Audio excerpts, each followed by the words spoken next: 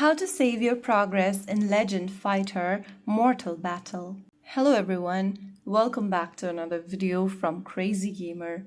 If you're playing Legend Fighter Mortal Battle and want to make sure your progress is saved, first of all, open the Legend Fighter game on your device, wait for the game to load to the main menu, and once it does, go to the top left corner and tap on the gear button. After you get to the settings menu, go to account settings from the bottom and click on sync data.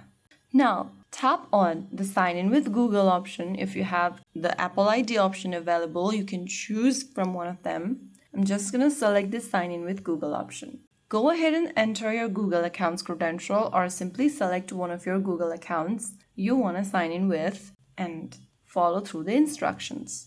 If you are typing down your Google account's credentials, then you'll need to enter your password correctly as well.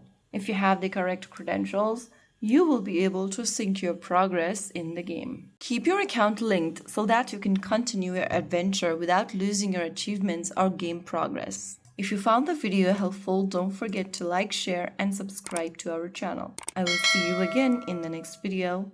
Thank you for watching.